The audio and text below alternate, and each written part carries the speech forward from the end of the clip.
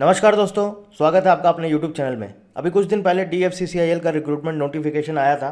इसमें आपकी दो पोस्ट हैं, एक है एग्जीक्यूटिव, दूसरा है junior executive operations and BD। कोई भी आप ग्रेजुएशन की डिग्री है, आप इस पोस्ट के लिए अप्लाई कर सकते हैं। BA, BSc, BCom, B pharma, BE, BTech, कोई भी डिग्री है ग्रेजुएशन की तो आप इस पोस्ट के लिए अप्लाई कर सकते हैं। जूनियर मैनेजर का सिलेबस थोड़ा सा डिफरेंट है। यहाँ पर मैं बात करूँगा सिर्फ और सिर्फ एग्जीक्यूटिव पोस्ट और जूनियर एग्जीक्यूटिव पोस्ट के लिए ऑपरेशंस एंड BD। पूरा डिटेल्ड सिलेबस मैं यहाँ पर आपके सामने डिस्कस करूँगा, एग्जामिनेशन पैटर्न डिस्कस करूँगा और इसके regarding executive, junior executive operations and BD का हमारा ई-बुक भी आ रहा है। 10 मई को अवेलेबल हो जाएगा ई-बुक, उसका लिंक आपको डिस्क्रिप्शन में दिया गया है। चलिए सबसे पहले शुरुआत करते हैं एग्जामिनेशन पैटर्न। टोटल आपके 120 क्वेश्चंस आएंगे 120 मार्क्स के। 120 क्वेश्चंस 120 मार्क्स के, जिसमें क्या क्या आएगा आप देखिए। कस्टमर रिलेशनशिप मैनेजमेंट CRM ये 12 नंबर का आपका पूछा जाएगा। इकोनॉमी एंड मार्केटिंग ये भी आपका 12 नंबर का पूछा जाएगा। रेलवे और DFCCIL की हिस्ट्री, मतलब कि रेलवे कब बना, क्या इसका फाउंडेशन डे है, इसके साथ साथ इसका हेडक्वार्टर कहाँ पर है, इसके CEO कौन है, जो रेलवे से रिलेटेड जो भी इंपॉर्टेंट, एक तरह से ये समझिए कि जनरल नॉलेज का जो पार्ट है, रेलवे का जो GK है, ये पूरा का पूरा आपका इसमें पूछा जाता है और बहुत इंपॉर्टेंट है बिकॉज 24 क्वेश्चंस पूछे जाते हैं। तो पूरा डिटेल में आपको पता होना चाहिए रेलवेज़ के बारे में सब कुछ A to Z, कहाँ पर इसका हेडक्वार्टर है, कहाँ पर इसके जोनल हेड हैं, ये सारी चीज़ें आपको पता होनी चाहिए। इसके साथ साथ DFCCIL जो कि रेलवे की सब्सिडरी है, इसके बारे में भी आपको पूरा डिटेल में पता होना चाहिए। इसके आपके 24 क्वेश्चंस पूछे जाते हैं 24 मार्क्स के। जनरल साइंस में आपका आता है, जनरल साइंस जो आपका SSC में जो पूछा जाता है, SSC CGL या फिर आपका SSC 10+2, जिसमें कि आपका फिजिक्स आता है, केमिस्ट्री आता है और आपका लाइफ साइंस या बायोलॉजी बोलिए, ये आपका 24 क्वेश्चन पूछे जाते हैं। अब इसमें आपको बहुत डीप में नहीं पढ़ना, ये सिंपल सिर्फ 9th और 10th का आपको जनरल साइंस पढ़ना है। 9th और 10th का, अभी आगे हम सिलेबस पूरा डिस्कस कर लेंगे, आपको बता देंगे क्या क्या पढ़ना है। सिर्फ 9th और 10th का, इससे ऊपर आपको नहीं पढ़ना है। फिजिक्स, केमिस्ट्री और लाइफ साइंस बस।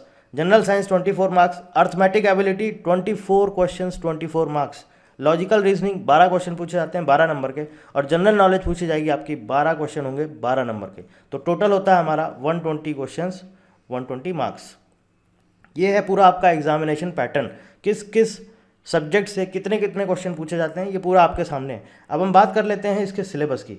सबसे पहले बात करेंगे अर्थमेटिक एबिलिटी, या जिसे हम बोलते हैं क्वांटिटेटिव एप्टीट्यूड। क्या क्या आएगा देखिए, अर्थमेटिक एबिलिटी, रीजनिंग एप्टीट्यूड और जनरल साइंस। इसके लिए आपको कुछ नहीं करना है, सिर्फ और सिर्फ SSC CGL और या फिर RRB NTPC के previous year paper. RRB NTPC का प्रीवियस ईयर पेपर मैं अपलोड कर दूंगा वेबसाइट पर। SSC CGL भी आप गूगल पे सर्च करिएगा, आपको मिल जाएगा। बहुत इंपॉर्टेंट है इनके प्रीवियस ईयर पेपर्स। सिर्फ अकेले SSC CGL से काम नहीं चलेगा, आपको RRB NTPC का प्रीवियस ईयर पेपर भी लगाना पड़ेगा, बिकॉज जनरल साइंस और जनरल नॉलेज में जो क्वेश्चन पूछे जाते हैं वो आप देखिएगा मोस्टली कॉमन होते हैं SSC और रेलवे में। तो आप RRB NTPC और SSC CGL ये दोनों प्रीवियस ईयर पेपर पिछले एटलीस्ट कम से कम 4 से 5 साल के ज़रूर लगाइएगा। अर्थमेटिक एबिलिटी का पूरा सिलेबस है आपके सामने, मैंने लिंक डिस्क्रिप्शन में दे दिया है, आप वहाँ से PDF भी डाउनलोड कर सकते हैं। Whole numbers, decimals, fractions and relationship between numbers, profit and loss, discount, partnership, mixture and alligation, time and distance, time and work, percentage, ratio, proportion, square root, average, interest, basic algebraic identities of school algebra and elementary surds, graphs of linear equations, triangle and its various kinds of centres. तो ये सब सारी चीज़ें, trigonometry वगैरह, ये भी आपको पढ़ना पड़ेगा, पूछा जाता है।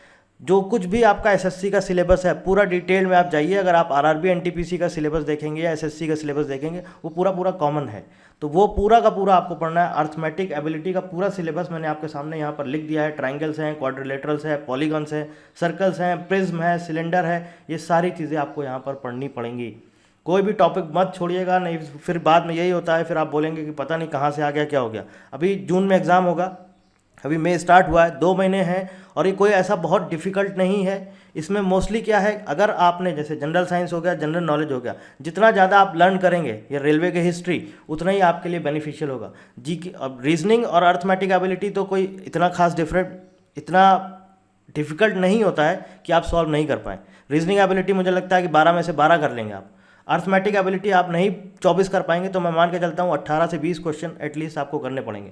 जनरल नॉलेज में 12 नंबर, अब नहीं पता होता है कहाँ से क्या पूछ लेगा। अगर आपको आता है तो आप बहुत अच्छा स्कोर कर सकते हैं, नहीं आता है तो फिर आप नहीं समझ पाते हैं कि कहाँ से क्या पूछा गया। इसीलिए मैं आपको बोल रहा हूँ आपको पूरा डिटेल में सिलेबस पढ़ना है, आपको कुछ भी नहीं छोड़ना है। जनरल नॉलेज की अगर हम बात करें तो आपको इंडिया और इसकी जो नेबरिंग कंट्रीज़ हैं इनके बारे में पूरा डिटेल में पढ़ना है।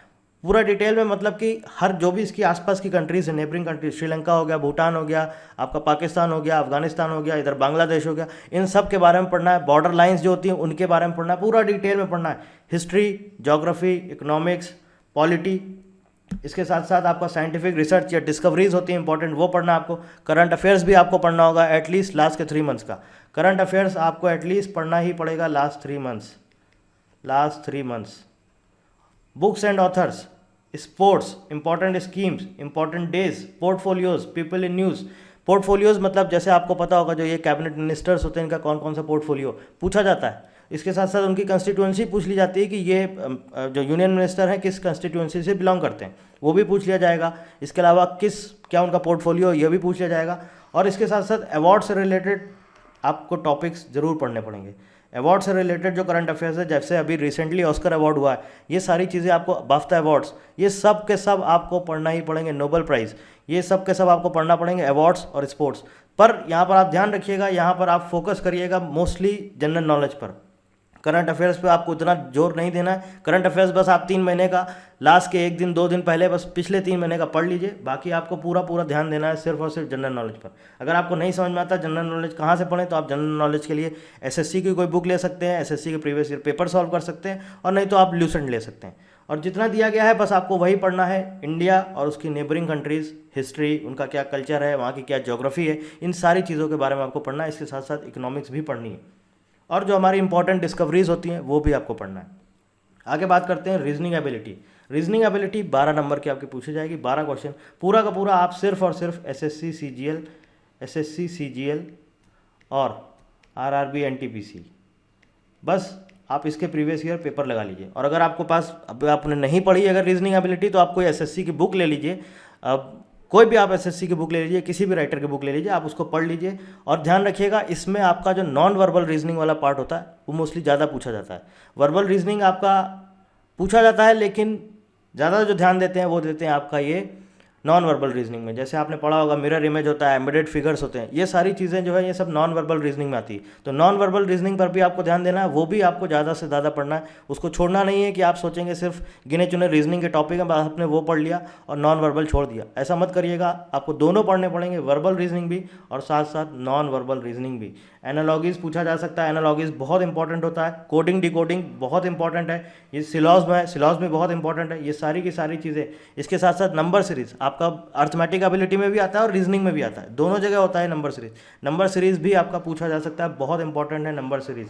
इसके अलावा आप यहाँ पर देखिए semantic analogy, symbolic oblique number analogy, figural analogy, semantic classification, number classification, figural classification, number series, figural series, problem solving, word building, coding decoding, numerical operations या न्यूमेरिकल ऑपरेटर जिसे बोलते हैं, symbolic operations, trends, space orientation, space visualisation, venn diagrams भी important है, drawing interference, punched hole pattern, folding and unfolding, ये सब पूरा आपका नॉन वर्बल का पार्ट है।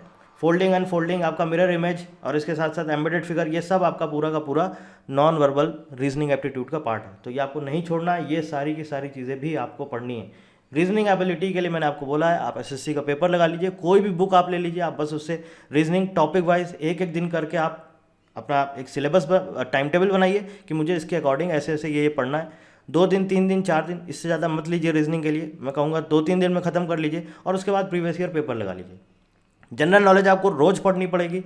जनरल नॉलेज, इसके साथ साथ आपका इकोनॉमी हो गया, इसके साथ साथ आपका मार्केटिंग हो गया, सीआरएम हो गया, और जो रेलवे की हिस्ट्री है ये आपको रोज़ पढ़ना पड़ेगा क्योंकि आप भूल जाएंगे, इसलिए आपको वो रोज़ पढ़ना पड़ेगा। एक अपना टाइम टेबल फिक्स कर लीजिए, इतने टाइम से इतने टाइम तक ये पढ़ना है, इतने टाइम से इतने टाइम तक ये पढ़ना है, और उसके अकॉर्डिंग पढ़ते चलिए।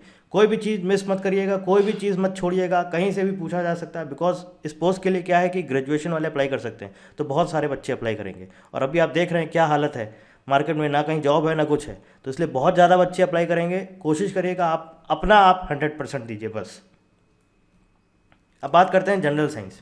जनरल साइंस बहुत इंपॉर्टेंट है ये सेक्शन, 24 नंबर आपके इससे आएंगे जनरल साइंस से। बहुत इंपॉर्टेंट सेक्शन है। अब इसमें देखिए आप फिजिक्स में आपको क्या क्या पढ़ना है। फिजिक्स में आपको पढ़ना है physical quantities, gravitation, work energy and power, sound, heat and thermodynamics, light and human I, electricity और सोर्सेज ऑफ एनर्जी। बस आपको ये टॉपिक पढ़ने हैं। ये सेलेक्टेड टॉपिक हैं जो आपका एसएससी में भी पूछे जाते हैं और आपका आरआरबी एनटीपीसी में भी पूछे जाते हैं, सिर्फ 9th-10th का। इसका मैं कोशिश करूंगा आपको इसका एमसीक्यू प्रोवाइड करा दूं। जनरल साइंस का एटलीस्ट कम से कम 300 से 400 एमसीक्यूज हर एक इसके सब्जेक्ट के। फिजिक्स के 100-150, केमिस्ट्री के 100-150 और लाइफ साइंसेज के 100-150 इंपॉर्टेंट जो आपके एसएससी में पूछे गए वही मैं आपको एमसीक्यू प्रोवाइड कराऊंगा, जो पिछले 5 साल में बार बार रिपीट होते हैं। तो वो जितने भी इंपॉर्टेंट एमसीक्यूज हों वो मैं आपको प्रोवाइड करा दूंगा, केमिस्ट्री के भी और लाइफ साइंसेज की। केमिस्ट्री में आपको क्या पढ़ना है, matter and it's classification, atomic structure, ये बहुत इंपॉर्टेंट चैप्टर है, एटॉमिक स्ट्रक्चर और केमिकल रिएक्शंस, इन दोनों पर खास तौर से ध्यान दीजिएगा। Acid, basis and salts, metals and non metals, carbon and it's compounds, classification of elements, ये आपको पढ़ना है केमिस्ट्री में। और मैं आपसे क्या बोल रहा हूँ, 9th-10th बस। और आपको बहुत डिटेल में नहीं जाना है, बहुत डीप में नहीं जाना है। एसएससी का ले लीजिए कोई भी बुक, वहाँ से पढ़िए।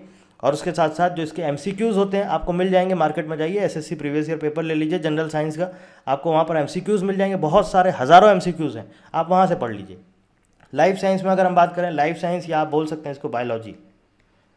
बायोलॉजी में आपको क्या पढ़ना है, cell and tissues, biological classification, control and coordination of life processes, genetics, heredity and evolution, ecology and environment, why do we fall ill, मतलब कि जो हमारी डिसीजेज होती हैं उसके बारे में आपको पढ़ना होगा।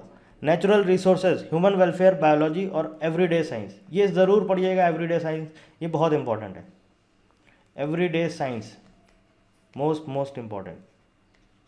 आप देखेंगे प्रीवियस ईयर पेपर, इससे 3 क्वेश्चन पूछे गए हैं।